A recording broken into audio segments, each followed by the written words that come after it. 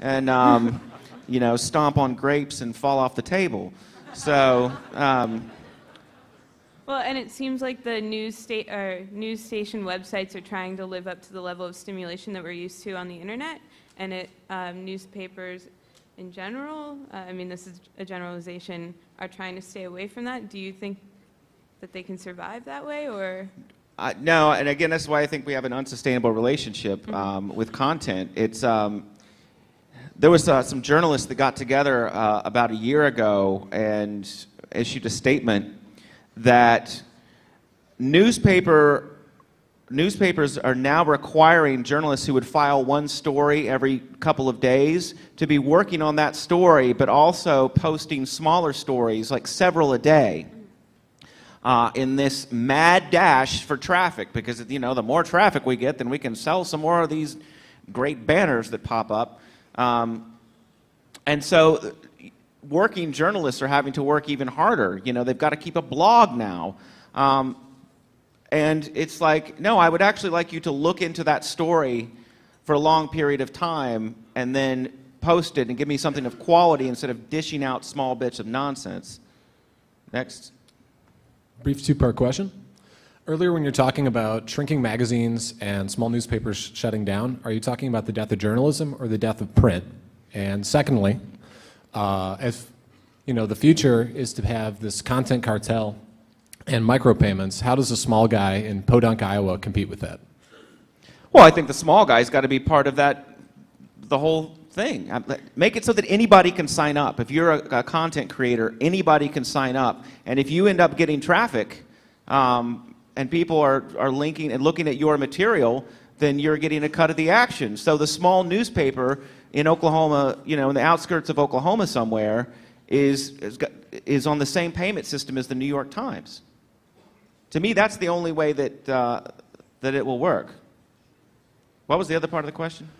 Death of print versus death of journalism. Well, I mean, when I first started reporting about technology and the internet on the radio back in '95, it was funny when you talked to some people at Wired magazine. They were like, you know, paper's dead. Nobody's going to be using paper. I'm like, but you print on paper.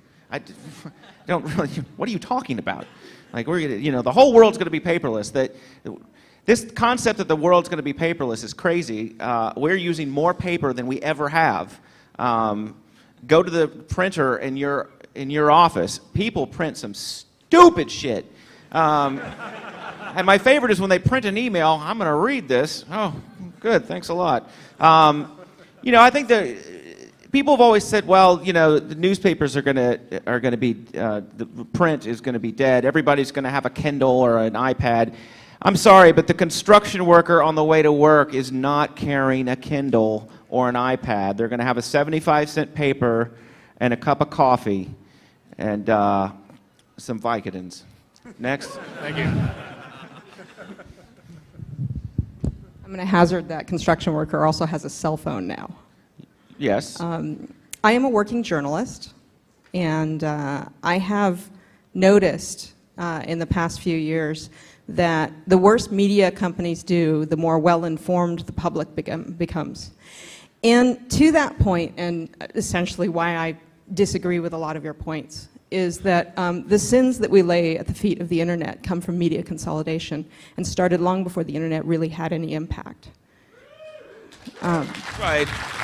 And I don't see how giving Rupert Murdoch more micropayments is actually going to fix journalism. I just want to cite a study from, I believe, 2006, and I want to say Pew, but I'm not in front of the internet, that showed that there were 14,000 stories on Google News covering 25 distinct news events. And I have in my head every day that I work, and I'm a freelance journalist, I work for all sorts of different formats, that I don't want to be 14,001. And that's where we're at. What makes this sick isn't that things are free, that people won't pay, so on and so forth. It's that there's too much repetition in the system, and there's no incentive to do novel things, because the way news directors figure out what's newsworthy is what's already been covered. So you get power laws. It's like radio stations. They decide what to play based on what other stations are playing. Yes. And that's not going to work. And great. Rupert Murdoch is an asshole, and like I said, very rich asshole. I'm not saying yay paywalls, but what I'm saying, and what is an unarguable fact, is that journalists are getting fired, is that these foreign news desks are getting shut down left and right. But the thing that's coming up in the place of foreign news desks is global reach of local reporting. Great global reach, and I'm not going to get into a long argument with you. Yes, we are reading a ton of newspaper articles. This information is going all over the place.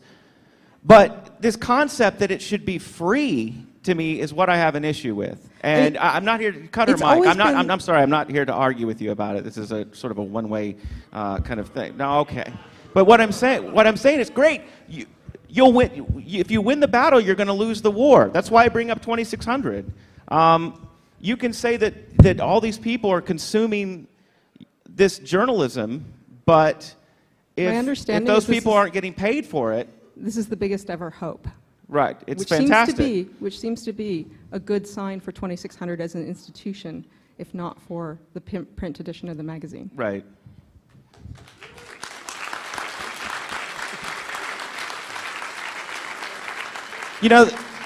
There's this mentality in the media, and it happens in radio all the time, where if people want to pay you in fame. Satellite radio is doing it right now as well. And when I had a syndicated show, they would say, well, hundreds of thousands of people are going to hear your product. Well, that's great, and I strive to do a good journalistic product, but I do this to put food on my table. Fame doesn't pay the bills, and I guess my main point of this is that whether it's paywalls or a micropayment system or something, we need to figure out a way to support good journalism, because right now a lot of good journalism is going away, and we're listening to Mel Gibson upset about the jacuzzi. Wow, that was if you haven't heard that one. Anyway, next. Hi there. So I was wondering if you could speak to the current political motivations in net neutrality, like where people are leaning, what Congress may be thinking of doing, and if there's any movements that people can support, because I guess in the end that's who makes the laws, the politicians, and so who can we tell the loudest that this is a bad idea? Well, explaining things, especially things about the intranets, to Congress is brutal. These people don't know shit about the internet, about electronic rights. They're going to side on the side of these big content companies. And so we think, well, I hope the Democrats will save us, right? Well, the Democrats are the one that railroaded through the Telecommunications Act of 1996 that allowed, speaking of the previous woman's discussion about media consolidation, you want to talk about a law that changed the media landscape forever. That law completely screwed us. These entertainment companies donate a ton of money to the Democrats and to the Republicans, and they've got their ear, and then when they're like, well, these kids they're downloading our movies, let us restrict them. I think that Congress is going to be listening to them in a lot of ways more than us. So, you've got to be loud and you've got to be heard and you've got to contribute to organizations that are fighting this. Awesome. Thank you. All right, so I'm from Canada, so I know a little bit of how things are done in Canada. And when Canada was faced with this problem of newspaper not being trusted to not complete their race to the bottom, where they produce nothing but bullshit, what they did is they borrowed the idea from Britain. They said, let's create our own version of the BBC. We're going to have the government break off a bunch of people, give them money. You're going to produce good news that's essential for the quality of our democracy. They created the CBC. Here in the United States, I don't know why. People don't think like that. When they were confronted by the same problem, they said, let's create NPR. People will send money in. It will be a charity. It will work. It has about 1%, less than 1% of the radio ear. That's not going to work. I'm thinking of the other source of non-bullshit in our culture, the science establishment, which is doing fantastic work, just changing the world, just producing good information through the scientific process. Where do they get their money? They get it through the government. Right. What do you think of the BBC model? I think it's a fantastic model. I was interviewed by the BBC 2 months ago, and compared to journalists here, wow, the difference in professionalism is amazing. The fact-checking that goes on,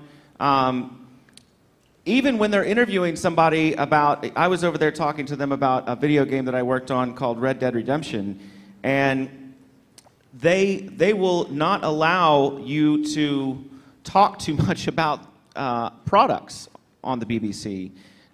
You can talk about the creative process, you can talk about things like that, but the restrictions at the BBC are phenomenal, and the fact that the fact that there's a TV tax over there makes so much sense.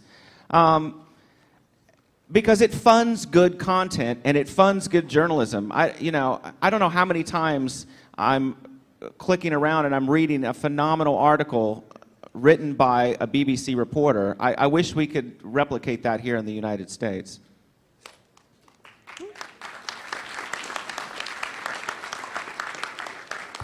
Hi, so I just wanted to ask you about the scale of content. Content is getting cheaper to produce, more people will have access to the tools to create content, and I think that might actually push out some of the AAA movies, games, and music that have to appeal to the lowest common denominator often to actually pull a profit. So I was just wondering if you think that the distribution of production will affect your vision of how net neutrality and the future of the internet is going to work, and whether that's less of a problem for the content providers in the future. Well, I think there's always going to be, people making, like you say, making movies at home. That we have the capacity now to make these amazing things. However, we as a culture tend to love the lowest common denominator. When I drive by the movie theater, it's shocking to me that anybody's in there watching half of that stuff, because it is a lot of it just low quality garbage. I don't think that any of that's going to affect net neutrality. What will affect it is that a lot of the content that is created is more expensive than ever to make, especially with film. And video games, and I think... Do we really need that, though? I mean, that's kind of my point. Do we really need the super expensive stuff, or could we keep things smaller and more local, more personal, and more long tail? Well, a lot of times the local and the personal stuff isn't so good. There's and then there's a lot of stuff that is done by the major studios is absolute But garbage. you just said the stuff in the movie theater isn't that good either. So. Well, but there are phenomenal films. I don't see how because we have more stuff, how that affects the argument over net neutrality. Thanks. I just actually have to question to some degree the logistics of what you were proposing of the U.S. Putting up some kind of unified paywall for all the news companies, simply because, at least as far as I see it, it would be unless it's an international effort, which I don't see ever getting through with the way the international state is nowadays. Because I mean, say CNN even CNN, so they can remain a U.S. company, but it seems to me that okay, if the U.S. is going to do this thing and they want to keep their stuff free, they could just move their server bases overseas, so that the company is still here, but they're hosting out of another country, which is going to open up all sorts of litigation crap for this. And even then, just from a human psychology point of view, I mean, you're going to go to the cheapest point. That can be argued whether you should or not, but it's probably going to happen. Which means if you start charging for the U.S. sites, most of the U.S. people would probably go to other out-of-country places like BBC or whatnot that still cover world affairs. Oh, it would absolutely be damn near impossible to implement on a global platform. And I'm not saying that I'm not even advocating that sort of micropayment system, but some kind of system needs to fund good journalism. there's no way that you could